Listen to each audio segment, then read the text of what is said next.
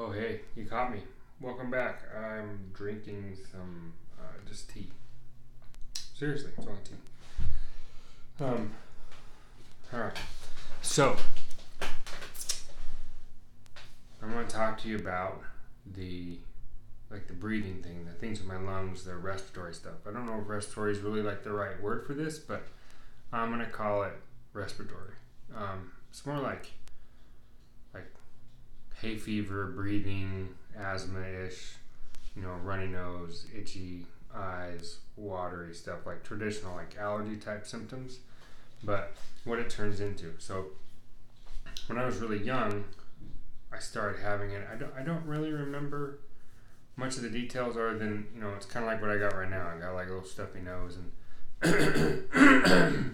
little congestion, little cough, something, but, this time it's because I was stupid and I didn't take my little Zyrtec or Claritin small, allergy pill that, you take during this time of the year when stuff's blooming that you're allergic to. You should take it because you're not stupid, but I forget and I just don't take it because I just don't always think about it all the time. I feel so great, I just forget. To be perfectly honest, I forget to take it. Anyway, back to the symptoms before my train derailed. Here we go, back on track. These symptoms were, should I go super drastic? I'll go to the drastic one. So the most drastic symptom I had and what my workaround was I would literally be drowning in my own phlegm. I know they call it postnasal drip, but it would get so bad that it would just be like water running out of my nose, but it was like running out of my sinuses. Like someone turned a faucet on and was filling up my lungs to the point where like I couldn't breathe at night, like at all. I'd try and go to sleep and it didn't matter what position I was in my bed, it would just be like, it was terrible. If I'd sit up, I'd like doze off or whatever, it started going bad. And so I found that if I laid on my stomach, I couldn't really breathe because I'd be, like to have my head in the right position, it was really difficult. So my workaround ended up taking like a beach towel or like a big bath towel, and I would like prop up a series of pillows. I'd have one like I'd be kind of like laying on part of my side, but on my stomach, kind of half contorted and twisted, sprawled out a little, and I would have like a pillow underneath me propping up my chest, and I'd have another one on like my forehead and this open pocket area to breathe. But I had this towel like all over the sheets and my pillow and stuff because I would just lay there and open my mouth and just let my mouth be open and just let this stuff just run out. Like, and in the morning I'd wake up and just this gross pool, towel soaked in like, saliva and phlegm and like just, it was gross. But it was worth it to be able to sleep. Like, when stuff's that bad that you're creating a workaround to deal with suffering, and you know what I'm talking about. If you're watching these videos and you can relate to any of this, like, you know what I'm talking about. You do whatever you have to do, and this was it.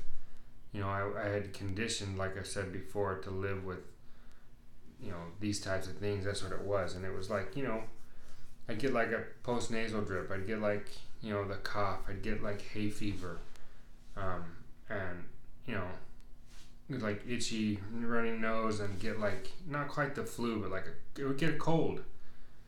And when I was real young, I remember a couple of times I'd go in and the doctor like, oh, here, take these antibiotics, and drink some liquids. In a couple of weeks, you'll feel pretty good.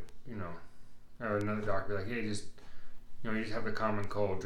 Drink some chicken noodle soup and eat some chicken noodle soup or whatever, or some hot soup, and have some Gatorade or some liquids and keep your electrolytes up, and you'll be fine. And in a couple of weeks, it was the same answer, the same thing, but it never quite got any better. And it would eventually turn into start like this drippy thing in my throat, and it would get into like this nasal drip, and it would get into my lungs, and then eventually like coughing it up, and it would just I'd have this like lingering cough. It would just go on, kind of like a smoker's cough, but it would get like progressively less and less and less, and then it would heal, and I'd be fine, and things would go on. And the more frequent it went on, the more I would, I like to work on cars. I like diagnosing stuff. So I'm like trying to diagnose my own body. And I started noticing in my 20s that it always happened at the same time, at the same time of day, if I was in the same location in town. And what it would do was, it would be like in your throat, like where your sinus cavity is, or like your sinus is up in here, and like in the back of my throat. It's the best way I can describe it. Was like there's like a left and a right side cavity, which makes sense to me. I don't really know how it looks. I haven't really studied it, but it's like one hole here and one hole here in the back of my throat. And this one would start, like, I'd notice it. Like most of the time I'm eating, drinking, or whatever, and like I don't really pay attention to anything in my mouth. Like, and there's nothing, unless like some food or something gets caught in there, and like trying to wash it out or cough it out or whatever. And that's what I would get, like this feeling back there. And I think, oh, there's something back there, and I'd, drink something hot or cold, or swirl around, or like an idiot stick my greasy finger back in there and like scratch it and figure, oh, what's stuck back here? Like a dummy. And I never claimed to be smart like that. Gearhead, and I always had greasy fingers and sticking, like a dummy. Don't stick stuff in your mouth when your fingers are dirty. I never paid attention. But anyway, so that's what would happen. I would just start with that, and then I could feel like the irritation moving forward from like the back of my sinus and like into my nose, and like I get like a runny nose a little bit, or it'd move to the other side and do the same thing, and then I would get like itchy eyes, and kind of watery, and I'd sneeze a couple times or something, and that'd be it. I'd blow my nose and I'd be fine, but like I said, as it got worse and worse, if I didn't like take drastic moves, like with some sort of allergy pill or something, to try and deal with it, that's where the symptom would start, right there. And I've never talked with anybody about this. Like, I still haven't, I've mentioned it, like allergy doctors, but they don't, like, I look in their models and their posters and go, it's right there, it starts in that spot, see the picture of the head, and it's this spot right here, and I'm like, oh yeah, okay.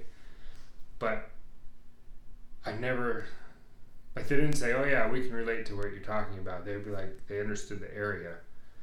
But I've never talked with anybody or met anybody that has related to, like, yeah, when this little tickle happens in this area or whatever, I know it's coming, and I know what the process is, and I know what I'm in for.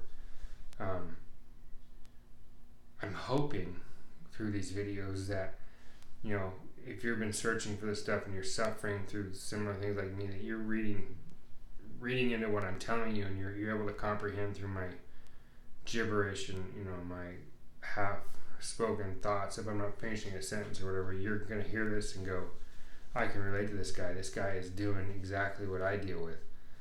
And I want to tell you, you can get relief from this. You don't have to live like this. You don't have to suffer. You don't have to settle and stay in this like vicious cycle and wonder, is it ever going to get better, or what's really triggering this? Like, there's ways to figure this out. There's stuff you can do. And through functional medicine, I've been seeing this doctor, like, over the last year. What you're seeing right now and hearing me as congested I am right now, with this little bit of a throat tickle or whatever, a little bit of a, little snotty nose or whatever, like, this is the worst.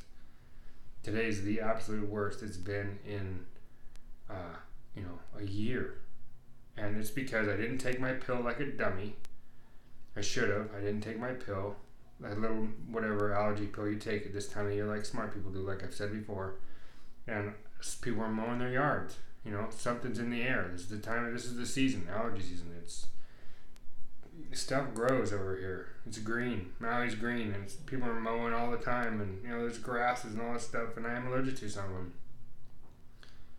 And if I wasn't playing so fast and loose with some of this stuff in Rex, because I feel so good I don't think about it, here's the results, which is probably similar to what like normal people go through. And I'm just now at 45, starting to feel what normal people feel, which, man, oh man, it's fantastic. you normal people, you got it made. Like, this is great. Why aren't you guys happier? Maybe you are happy. Maybe I just, not really noticing because I've been so preoccupied with, issues and stuff in my life and so consumed with it, which makes you sound like a real conceited jerk. I'm trying not to be. I'm trying to smile more. My wife says I should smile more. So, yeah. Life doesn't have to be like this. You need to go get this taken care of. Like, it's been long enough.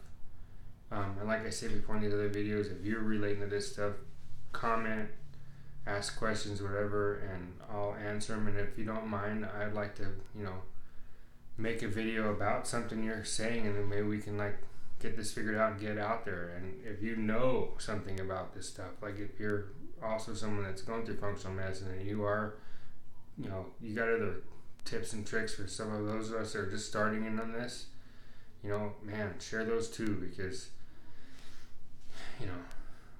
I think we all want to have some relief and stop suffering. We all want to live better lives and happier lives and not be hindered by, these things we've been settled with for our whole lives. Like I said, it doesn't have to be this way. Let's enjoy it. See you later.